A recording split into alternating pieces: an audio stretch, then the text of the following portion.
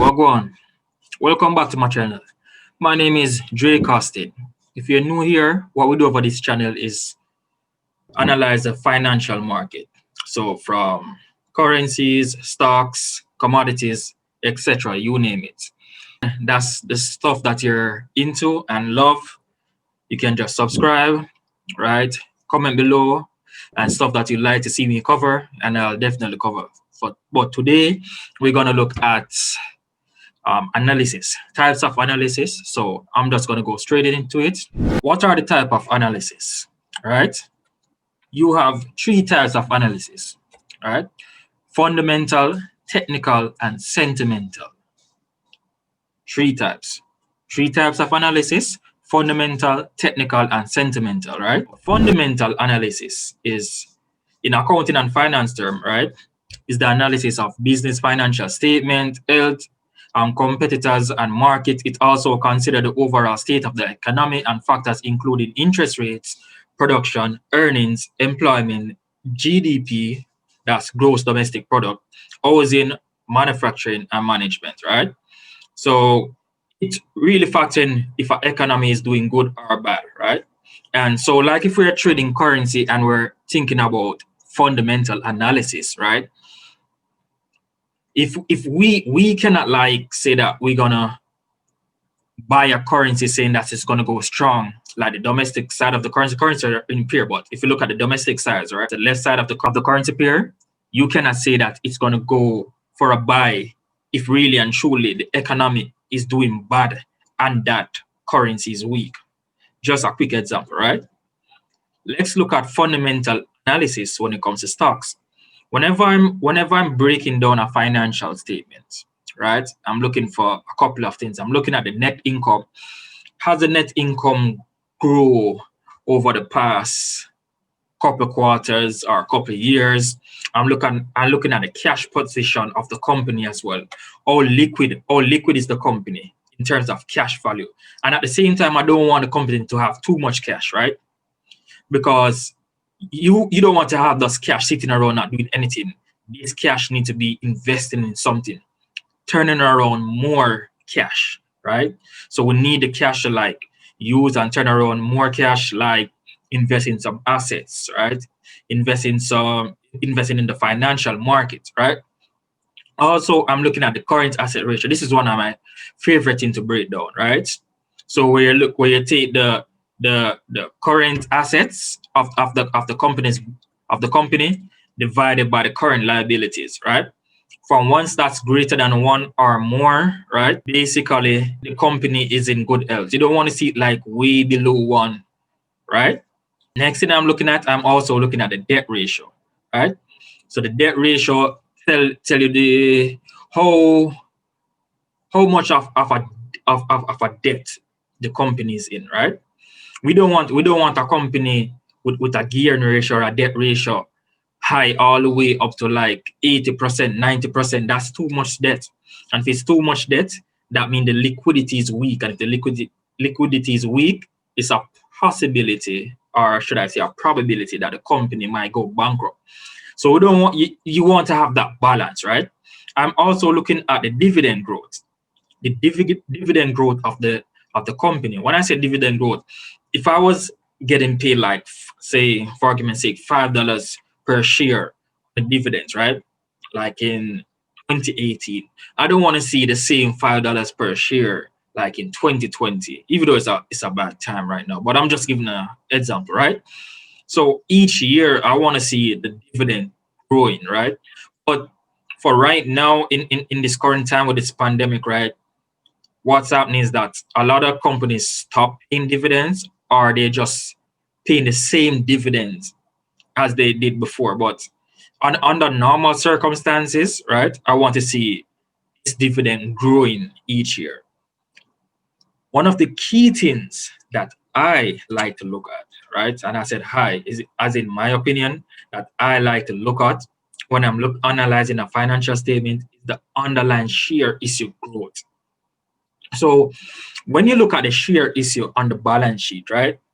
When you look at the share issue, I want to see it's growing.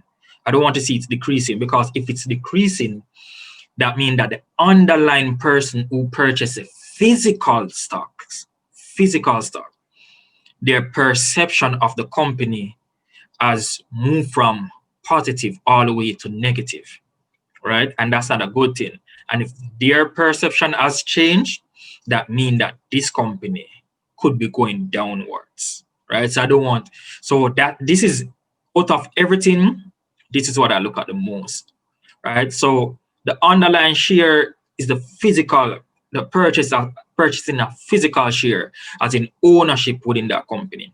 For those who like trade on the financial market like me, I do contract for different CFDs. So when I purchase like a stock, I don't really own the physical stock, as in the underlying stock, right? I'm just making my order on the spread, right? So for me, I like to look at the underlying share growth, right? Moving on. Technical analysis. Finance technical analysis is an analysis methodology for forecasting the direction of prices through the study of past market data, primarily price and volume. Simple put, so when I break down the charts, that is technical analysis. We're looking at the price action movement.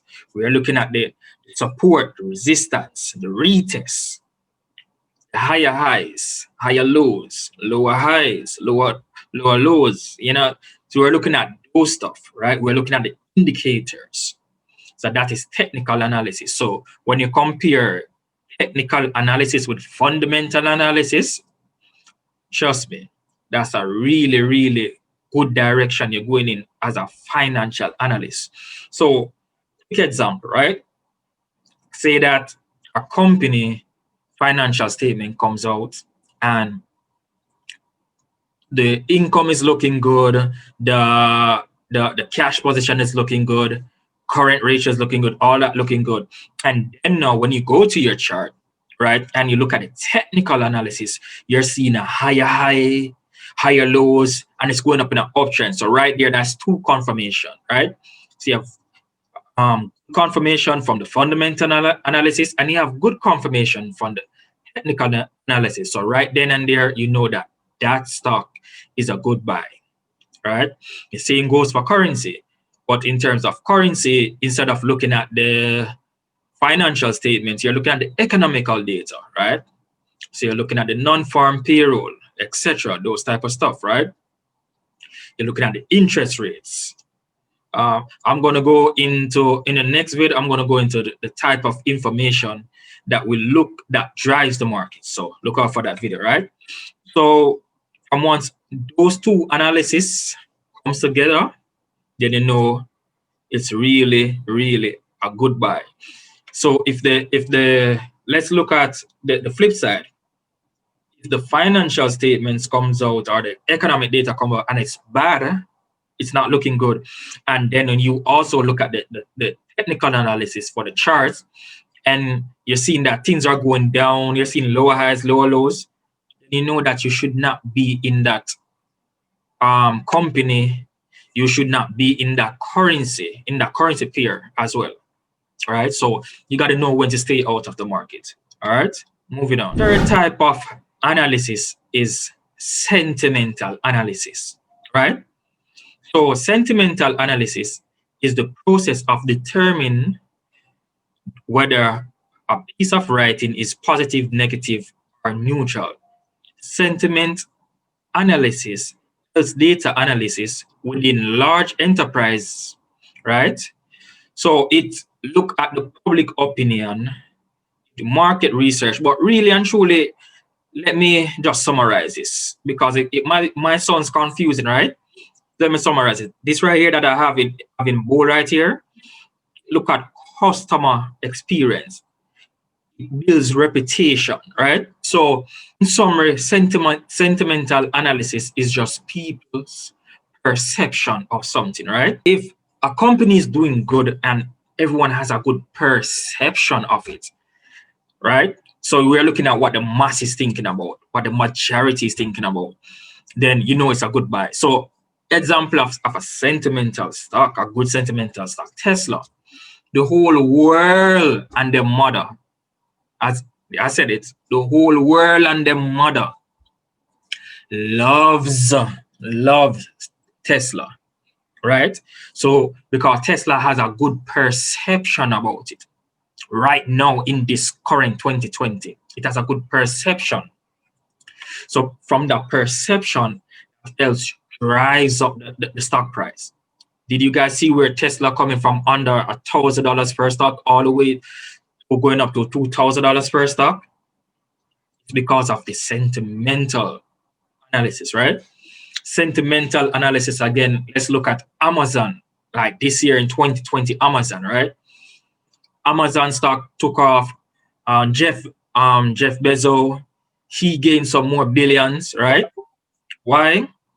It's because of that sentimental thinking of the investors, right? So they're saying that because of the pandemic, everything is going to move in a more internet fashion, right? People can't go out to the physical store. So what people are doing, they're going to the online stores, right? So because of that sentimental thinking, that perception of investors, that is what drove up Amazon stock.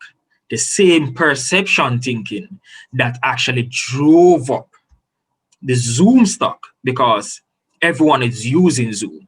So it's people perception as well that actually drives a stock price, drives up a currency up or down. It's people perception of an economy, right? So people perception saying that the China economy has bounced back, right? Bounced back quickly than other economies. That's driving the Hong Kong Stock Exchange up again, right? So perception plays a huge role within the financial market, right? So let's recap. Fundamental analysis, right? We're looking at the economic and financial data, right? Technical analysis, we're breaking down those charts, looking at the price action movement. Sentimental analysis is the perception of investors. All right, so that's it. Hope you guys enjoyed the video. All right, please comment below what you'd like to see me cover. And if you're interested in personal mentorship, you can just give me a DM on IG. Just follow me on Instagram. You should see my Instagram sliding somewhere below right now. Or you could just send me an email. If you're not on Instagram, send me an email and I'll tell you how you could get partner with me and to take your financial knowledge to a whole different level. All right. Big up everyone.